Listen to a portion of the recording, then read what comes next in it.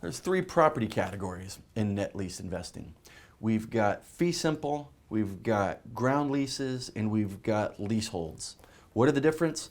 Well, you're probably pretty familiar with fee simple. That's how most people own their homes. That is the highest form of ownership in real estate. What that allows you to do is anything you want on that property except for zoning. We also want those for long-term tenants. What they do is they could sign, because you own the property in fee simple, you could sign a long-term lease with a credit-worthy tenant. Walgreens is going to pay you rent for 50 years on that property. You've got a contract. Ground leases are a little bit different, and that is where you own just the ground, as it, pretty straightforward there. And so you own the dirt. And what happens there is you collect rent from somebody like McDonald's, for example. They're going to pay you a few $1,000s a month for the right to own the dirt. They own the property. They own the building. Usually they own the building. If they don't own the building, that's called a leasehold interest. So there's really three different types of leases. One, you own the property and the dirt. Two, you own the dirt and the tenant owns the property, the building. And three, you own just the building. There's pros and cons to all of these. With the ground lease, in some ways, that's the greatest way to go.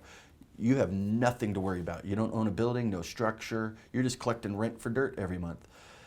The problem is, and this is one of the disadvantages, you don't get depreciation. Depreciation is pretty important to real estate investing. It's a big tax. It's a big tax consequence.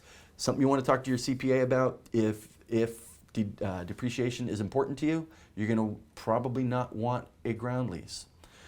Leasehold investments aren't as common at all because the tenant usually owns the building. But if the tenant doesn't own the building, the problem with leasehold investments are you need to make your money in the remaining period of that lease. If you don't, then that property reverts back to the ground lease owner. You're left with nothing. So if you don't make your money in, let's say that you've got 8 years left on the ground or on a leasehold, I wouldn't buy that property. But if you've got a 50-year, 100-year leasehold investment, that might be worth taking a look at. The reality is we don't deal with these much. Fee simple is the way to go. I love the word simple because that's really what we're talking about here, is simple investments where you're getting your time back, increasing your cash flow, and you're enjoying life.